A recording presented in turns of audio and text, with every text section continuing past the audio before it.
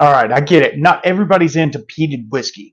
But today we are going to do a side by side, my way of the Texas showdown, so to speak, between Lost Lantern and Andalusia. Let's check it out.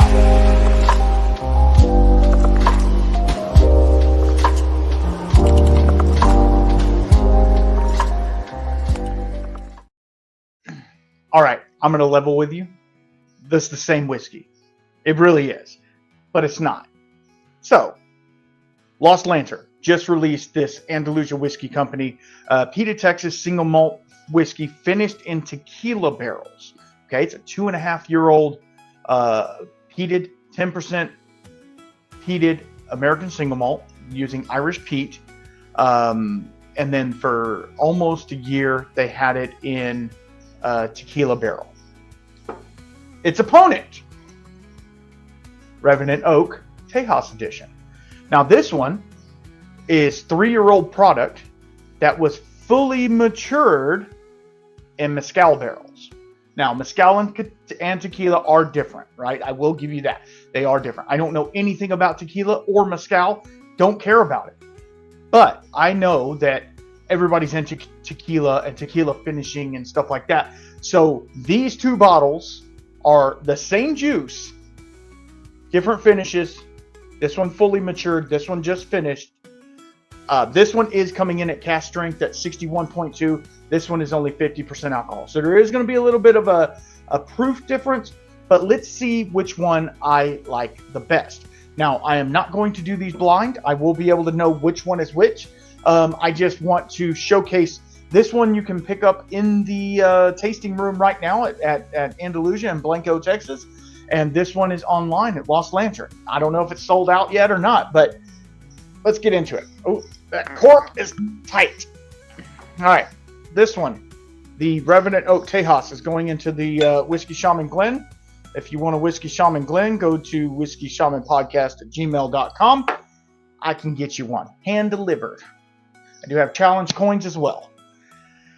All right, then we're going to do the Lost Lantern. As you guys well know, Lost Lantern doing some amazing stuff. They're an independent bottler. So an independent bottler, what they do is they take other people's whiskey and they showcase that brand. This is considered the single cask series, and they tell you everything about this whiskey.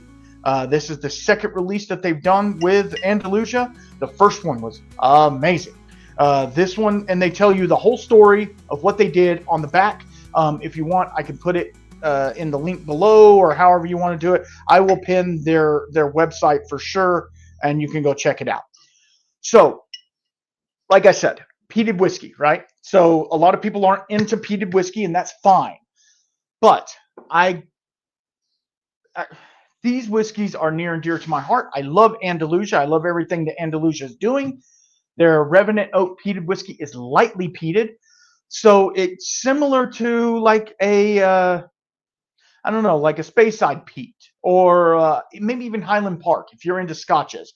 But this is Irish Peat, and some of the newer ones have American Peat in them. So they're doing all kinds of different things and trying different things. So let's get into the lower proof one first, and I'll do a couple tasting notes. We're not going to rate these. We're not going to do anything like that. I'll just tell you which one I prefer better, which doesn't matter.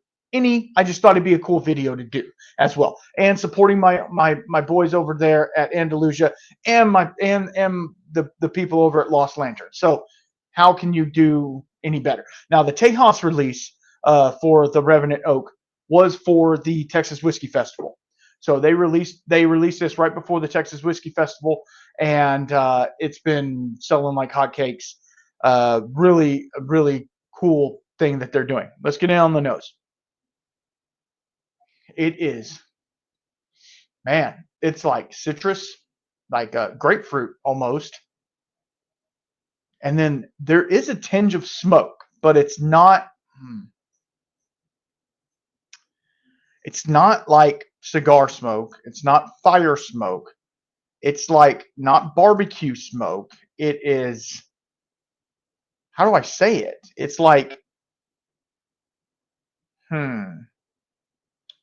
like a medicinal type smoke. Like let's say, have you ever, and I don't know why you would, like, I'm going to say this, and it doesn't smell like this at all. A gasoline type fire, a diesel fire, the ethanol burning off of that is kind of what it mixed with the Maillard reaction of whatever you're burning. Um, it's kind of like that. Not bad. A lot of times when you talk about peated whiskey, you say very strange smelling and tasting notes because they are unlike anything you've ever had. Because peated whiskey has phenols in them, which is unlike any other whiskey. It has smoke components to it because they actually dry the barley with bricks of peat, which peat is just decayed earth. And it has bugs and all kinds of stuff and plant matter and all kinds of stuff. So it's very earthy. Sometimes it can get mineral. It can be like a tire fire, just depending upon what peat you're going for and how high the peat levels are. So this is not a talk about peat, but obviously we're doing a thing. So now the smoke has subsided a little bit since it's been open for a second. I have dipped into this a little bit, sampled this out to a couple of people, waiting to see what they think. Picked up a couple of bottles for a couple of the patrons, patreon.com/whiskey shaman. Hand delivered them, of course. Okay. There's like a cream cheese frosting, like a smoked cream cheese. Have you ever had that where you get cream cheese, a block of cream cheese, and I put seasoning on it, and you smoke it on the smoker? It's kind of like that. It has a little sweetness to it, but it's not overpowering. Let's get it on the taste. We got 2 whiskeys to get through.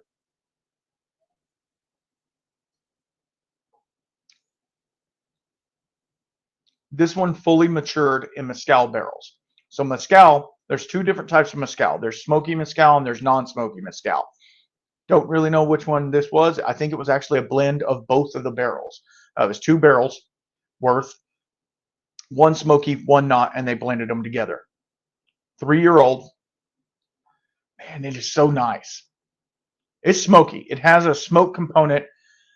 It's more like leathery, like pipe tobacco type smoke, than like medicinal or wet Band-Aid or something like that. Yeah,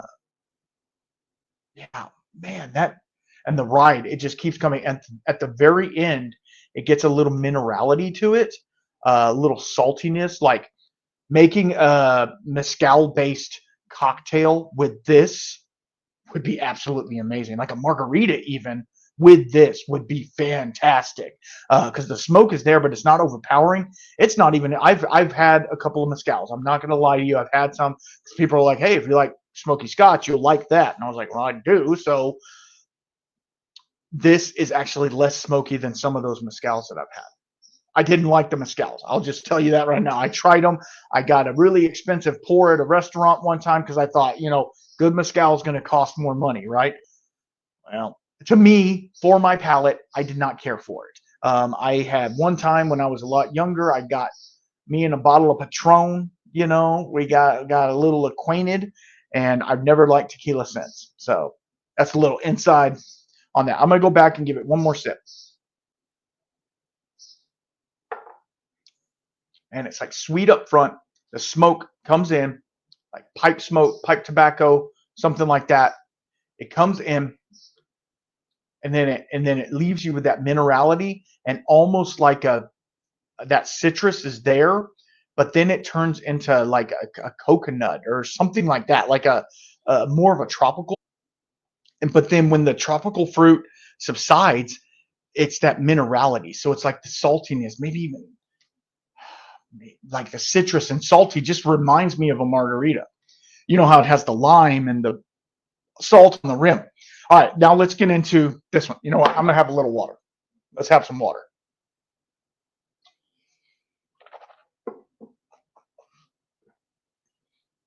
All right, now this one was finished in tequila barrels. So tequila, obviously different than mezcal. So this was already aged product for 2.5 years in a used barrel.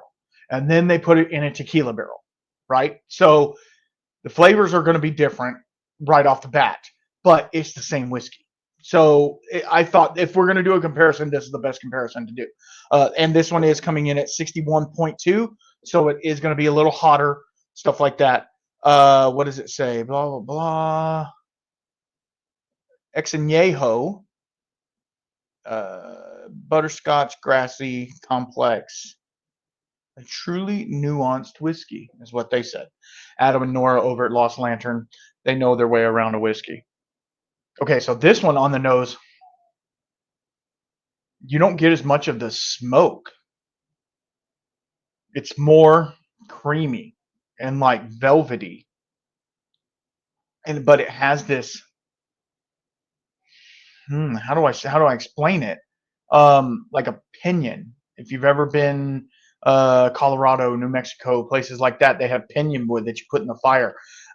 It's kind of like that. It's more of a wood smoke than a peat smoke, which is interesting. Let's get on the taste.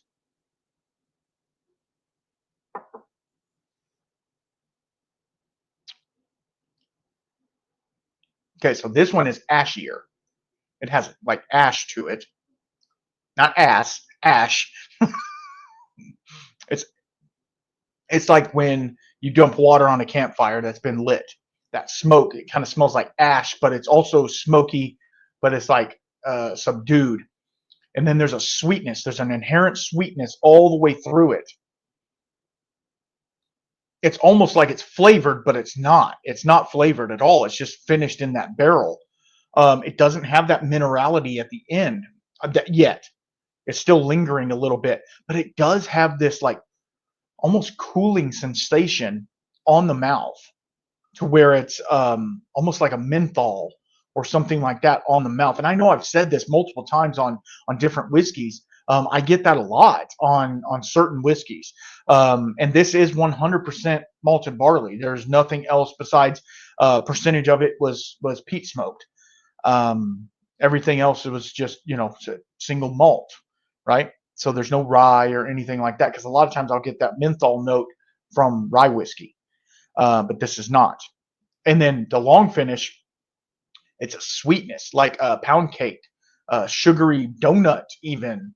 But then it like, oh man, if you took, oh man, these tasty notes are going to be crazy. If you took a glazed donut and put it on the smoker and smoked it a little bit, or you took just the glaze, right, for the glazed donuts, put it on the smoker, got smoke infused into it. You know, people smoke cocktails and stuff like that, right? The smoke can really impart flavor into it. So it's almost like that syrupy drizzle that they put on the donut is smoked. It's really intriguing. All right. So what I'm going to do is I am going to go back through these. It's going to take me a minute. I think I might try to do my little fast forward thing. So I will continue recording, obviously, but I'll just fast forward this part, go through it, play you some music. I'll get copyright hit on, like always. I don't know why they want to copyright hit me. Like, I'm not stealing music from anybody. Do I look like Napster? No, I'm not Napster. And all you youngins that don't know about Napster, look it up. It was a thing. All right, so let's get into it.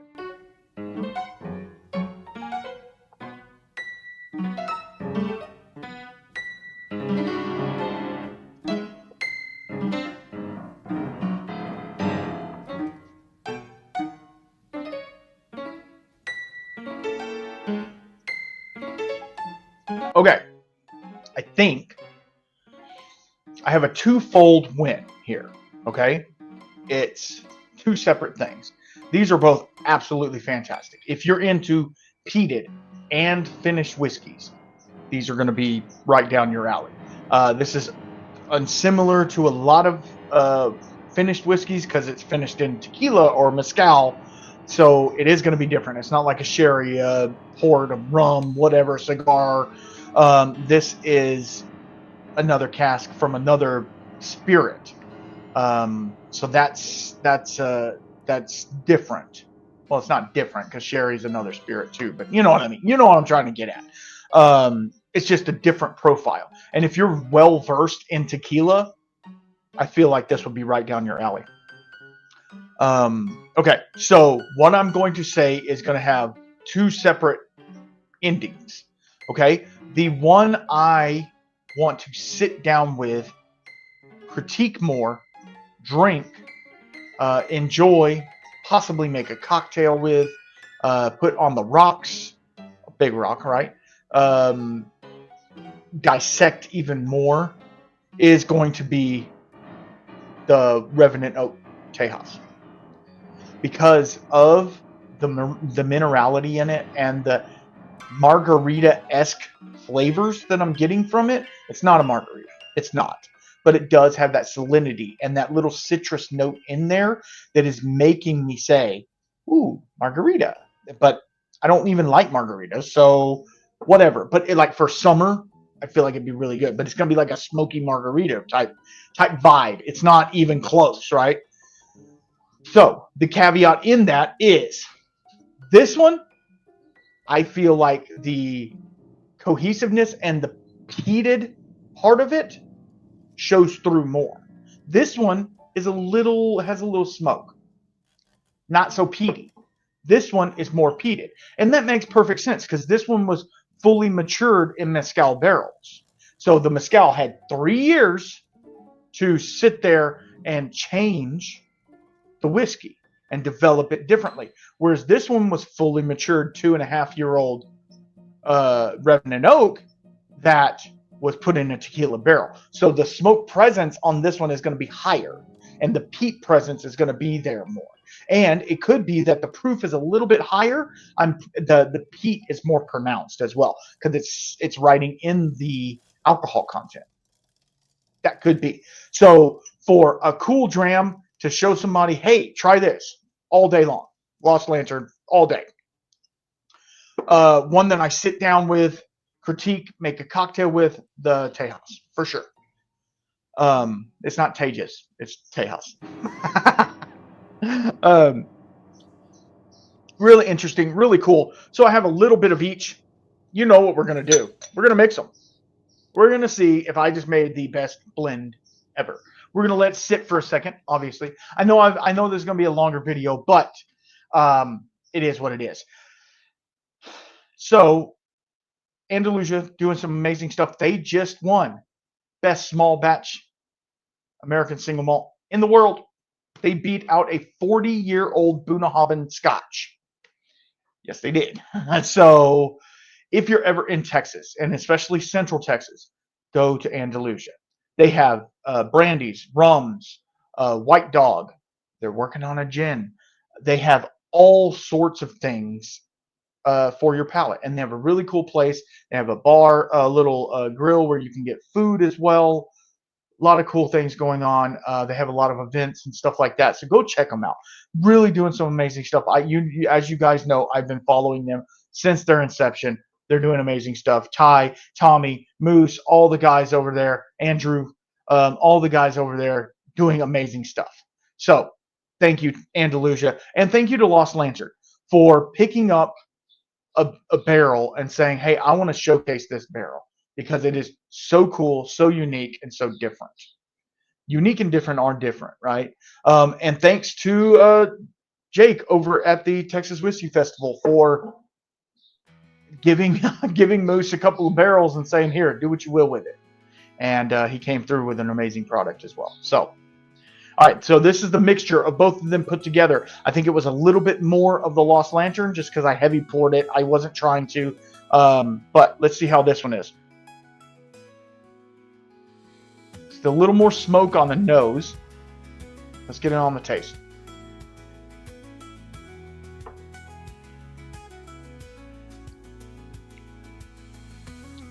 Okay. I don't know if well, wow, now it has like have you ever had those Smarties? It's like the roll of like chalky candy, and they're like different colored, right? And you always like crunch them up. They almost look like pills, right? It's roll of chalky candy, and they're a little sweet. They're like maybe sweet tartish, maybe, but they're not. It kind of has that flavor because the minerality of the Mescal finished with the heat and the peatiness of the Lost Lantern combining together are giving me that smarty quality, and it's really kind of cool. It's pretty intriguing. I might get a sample bottle or something and put, you know, some more in there and do like a test of it, because it's really jiving pretty cool. It's really doing some cool stuff. Anyway, I've kept you long enough. I'm sorry. I love American single malt. I love peated whiskeys. I love Texas. Okay, so if it doesn't show through this video, I don't know what to tell you. I'm very sorry. But thank you guys for hanging out with me. It's been a lot of fun. Drink a bunch of water, especially when you're drinking peated whiskey. Drink some water. But you'll begin to develop the nuances of that whiskey, and it's really fun. It's really fun. So thanks for hanging out with me. Make sure you follow, like, subscribe, everything I'm doing, because I'm trying to put out some cool content for you guys. I know I'm not everybody's cup of tea, but hopefully I'm somebody's shot of whiskey. So until next time, keep your spirits up. Peace out.